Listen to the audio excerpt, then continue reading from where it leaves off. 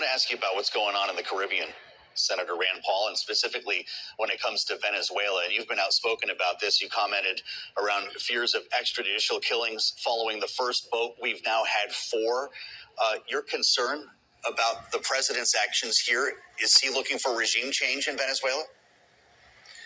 You know, I don't know, but we did discover today that the Coast Guard, when they interdict boats, it's a common thing off the coast of Miami and California.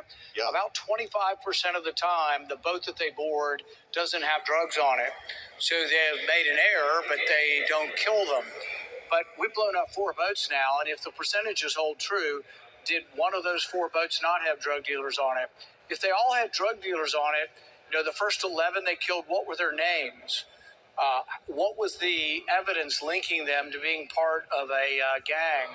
So I think there's a lot of unknowns here, and I don't think you can have a universal Coast Guard policy of just blowing up boats before they're interdicted. There's, you know, decades-long history of how we board boats. We say, halt, stop, we will board your boat. Mm-hmm. If they don't halt and stop, there's an escalation of use of force. But we don't just blow ships up. So there is a real problem, and yes, I think it might lead to regime change. And some of the more skeptical among us think that maybe this is a provocation to lead to real regime change, a provocation to get the Venezuelans to react so we can then insert the military. I hope that's not true. Well, I know you're very familiar with these rules as chairman of the Senate Homeland Security Committee, and there's been a question more recently about whether there's a congressional answer to this. Would you support a War Powers Act with eyes on Venezuela? Yes, I will co-sponsor the War Powers Act later this week, and we will be discussing this on the floor. I think it's one of the most important debates we have. And the idea that you can kill someone who you don't know their name and has had no process at all.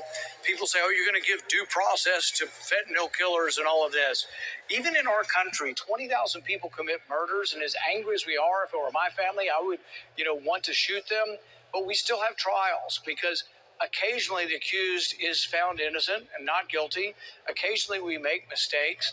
But we can't have a policy where we just blow up ships where we don't even know the people's names. It can't be the policy for drug interdiction, either in the country or outside the country. So I will support a war resolution to say the government shouldn't be doing this. Well, that's news, Senator. Really interesting that you're going to put your name on this. Do you have other Republicans who will support that legislation? There will be people quietly who will say it's the right thing to do and will respect me for doing the right thing. I think most will be afraid of the response from the White House.